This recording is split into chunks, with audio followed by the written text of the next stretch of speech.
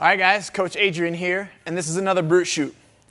Today, we're going to talk about something that many of you experience out there in the world in your training environment. It might be that you're a member at a gym and you follow a particular program, so you might need to work out off to the side, right? You might not get to work out with the classes.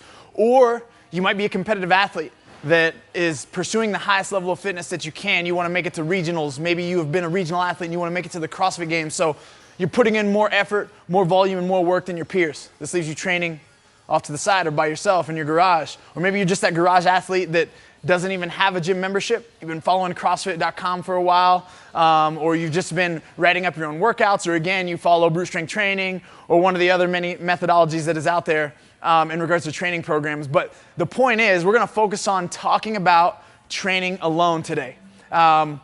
I know that many of you can relate to this, and we've got a few tiers of people that I'm probably going to be addressing within this Brute Shoot, and it's because I know that many of you have different goals. So some of you are out there just training to be a healthier version of yourself, to look better naked, to live a longer and more full lifestyle.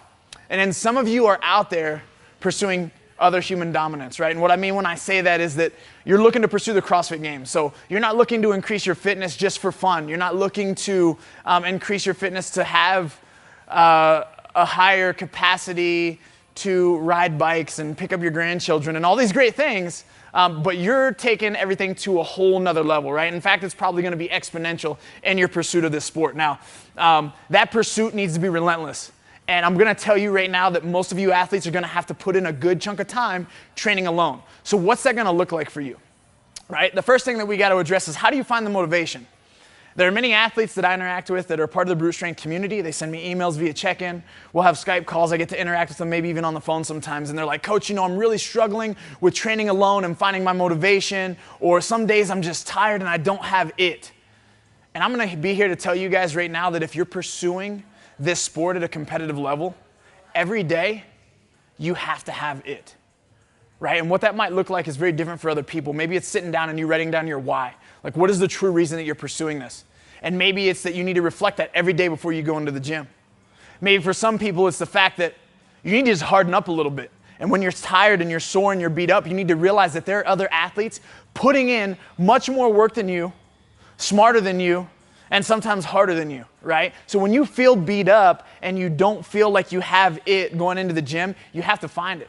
Because if you notice that this happens day in and day out, what I will tend to argue is training alone is not your problem. It's actually addressing what your true goals are. Because you can say one thing and be completely executing something else. So when you're training alone, if you struggle to find that motivation, here are a couple direct applications that I can suggest. One is that you need some kind of accountability. So what that looks like, it could be that you always need to film your sessions. Whether it's Olympic weightlifting, gymnastics skill work, whether it's a direct Metcon, right? Get yourself on camera. And you don't need to be sending it to me. You don't even need to send it to another coach specifically or your peers, but sit down and watch it.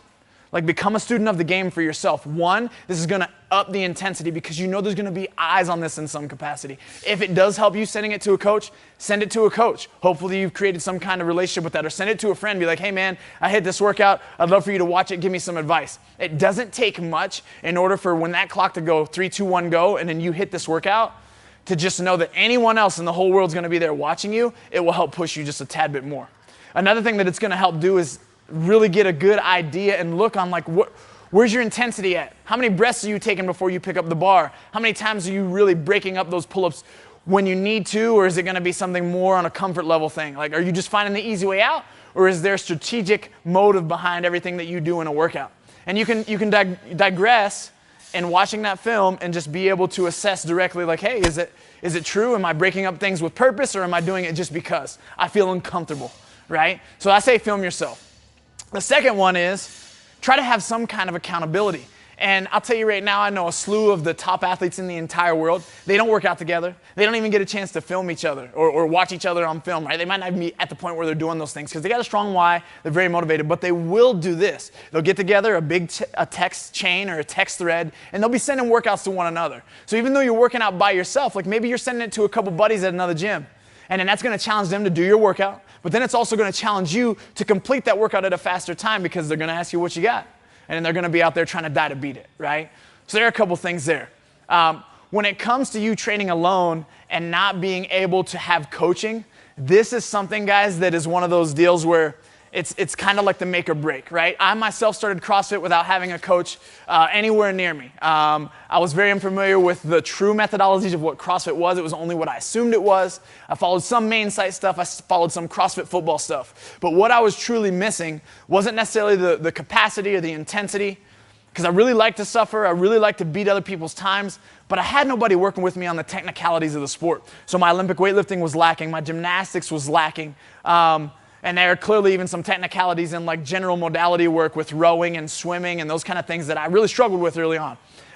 YouTube was my best friend, right? So resources like this, a Brute Shoot where you get to learn things for free, CrossFit.com where I got to learn and watch other athletes execute movements that at least had a higher understanding than I did at the time was great. But again, you're going to have to rely on film, watching your own self, and then tapping into as many resources as you can. Clearly, if you guys aren't following a program, I suggest you tap into us at Brute Strength Training and utilize us, because in each and every one of our programs, we give you an opportunity to be a part of a Facebook group, to resource us as coaches personally in weekly check-ins, to send us video, to get it analyzed by a slew of our coaching team, right? We've got a lot of people that get a lot of eyes on our athletes. And I would say and argue that even if you find that your motivation is one of your biggest challenges, I would probably say that training alone, you're going to be able to bridge the gap most by actually having people help you with the form of your lifts and the form of your gymnastics efficiency work, okay? All in all, training alone is something that's not meant for everybody. Right? I think that every athlete at the top end has to have the capacity and the mental fortitude to be able to dig into the deepest, darkest places when no one else is around. Right? In this room, it's just me. I'm just standing here right now looking around, and the guy behind the camera, Nelson's doing his thing there. But if I was in here working out, I'll tell you right now, sometimes it takes me to think outside of myself, to think about what my peers are doing competitively. Like, would they drop the bar here? And if so, how long would they rest? Right? How many pull-ups can they do unbroken? And I'm going to challenge myself in every one of those sessions to not get beat by the people that I'm envisioning in my mind. Right? I need to put in the work and the harder work than what they're doing. So you got to have that internal motivation. But if you don't, sometimes you got to bite the bullet and realize that maybe training at this sport isn't for you. Or maybe you need to go find some peers. Once, 2 times a week, maybe even once or 2 times a month. If you can just surround yourself with athletes that are pursuing that higher level of fitness, it's going to push you outside of your comfort zone, and then it's going to allow your individual personal training sessions when you have no one else around to help you raise the intensity and help you find that next level. Big picture, guys, training alone can be hard. Get yourself on camera, reach out, get advice, send some text messages to some peers, and like Coach Glassman said many years ago, even if you have your dog come and sit beside the rower as you're rowing, you're guaranteed to row a faster split. So sometimes you just got to get out and find some peers to train with.